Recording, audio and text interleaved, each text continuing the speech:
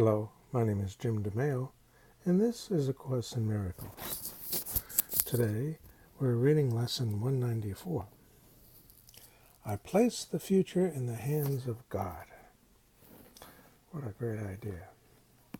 Today's idea takes another step towards quick salvation, and a giant stride it is indeed. So great the distance is that it sets you down just short of heaven.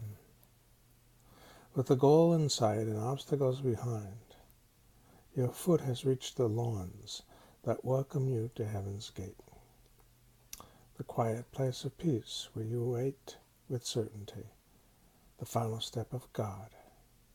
How far are we progressing now from earth? How close are we approaching to our goal? How short the journey still to be pursued? And I would add another question. Are you afraid of heaven? Do you equalize heaven with death? Or do you see it as life, and not just peace, but an overwhelming joy? The freedom from all the limitations of the human self. Does it scare you? Or is it just distrust? For me, it's just distrust. I'm really not afraid of it, but I do distrust it. My journey is learning to trust God. Accept today's idea, and you have passed all anxiety. Anxiety with trust. All pits of hell, all of blackness of depression, thoughts of sin, devastation brought about by guilt. Accept today's idea, and you have released the world from all imprisonment by loosening the heavy chains that lock the door to freedom on it. You are saved, and your salvation thus becomes the gift you give the world because you have received.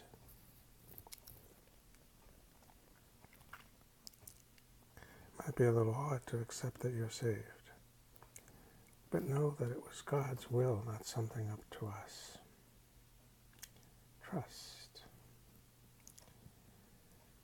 In no one instant is depression felt, or a pain experienced, or a loss perceived. In no one instant sorrow can be set upon a throne and worshipped faithfully. In no one instant can one even die. And so each instant given unto God is passing. Trust. But the next one, given him already, is a time of your release from sadness, pain, and even death itself. God holds your future as he holds your past and present. They are one to him, and so they should be to you. Yet, in this world, the temporal progression still seems real. And so you are not asked to understand the lack of sequence really found in time. You are but asked to let the future go. Place it in God's hands. And you will see by your experience that you have laid the past and present to his hands as well. Because the past will punish you no more, and future dread will now be meaningless. Release the future, for the past is gone. And what is present, freed from its bequest of grief and misery, of pain and loss, becomes the instant in which time escapes the bondage of illusions, where it runs into pitiless, inevitable course. Then is each instant which was slave to time transformed into a holy instant, when the light that was kept hidden in God's Son is free to bless the world. So this is why I do these lessons, to enjoy the holy instant of that light. And indeed I do. And with each one of these holy instances, guess what? I trust a little bit more.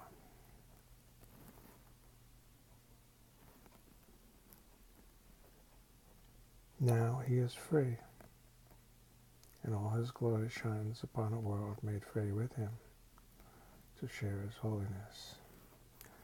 I remain free as long as I can trust. I lose my freedom when I distrust. If you can see the lesson for today as the deliverance it really is, indeed, you will not hesitate to give it as much consistent effort as you can, to make it a part of you, as it becomes a thought that rules your mind, a habit in your problem-solving repertoire, a way of quick reaction to temptations.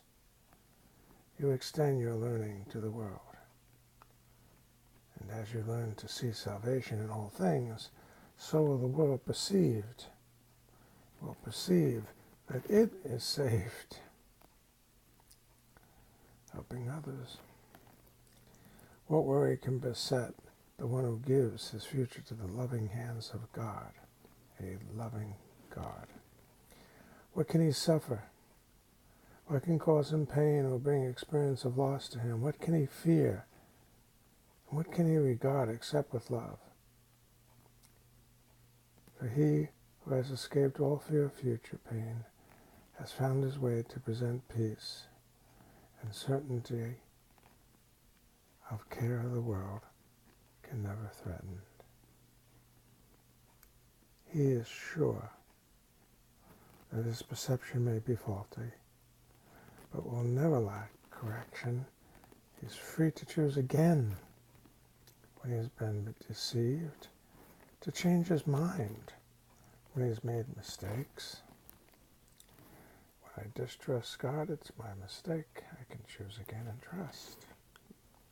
I'm glad. Peace, then, your future in the hands, place, in the hands of God, place, your future in the hands of God. For thus you call the memory of him to come again, replacing all your thoughts of sin and evil with the truth of love. Isn't that really why I distrust? I'm afraid I'm a sinner and that God won't forgive me but will condemn me. Is that not the thread that runs, having been taught it early and reinforced many times? Is that not the reason? Think you the world could fail to gain thereby, and every living creature not respond with healed perception? Who entrusts himself to God has also placed the world within the hands, capital H, to which he himself appealed for comfort and security. He lays aside the sick illusions of the world along with his and offers peace to both.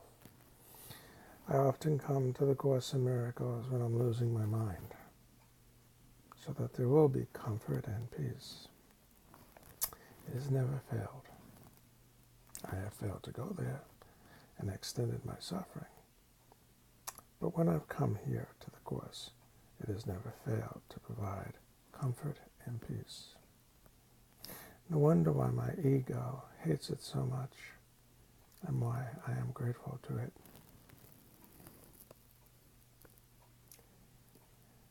Now are we saved indeed, for in God's hands we rest untroubled, sure that only good can come to us. If we forget, we will be gently reassured. If we accept an unforgiving thought, it will soon be replaced by love's reflection. And if we're tempted to attack, think in terms of separation. We will appeal to him who guards our rest to make the choice for us that leaves temptation. That's what it is. Thinking of separation as temptation. Far behind.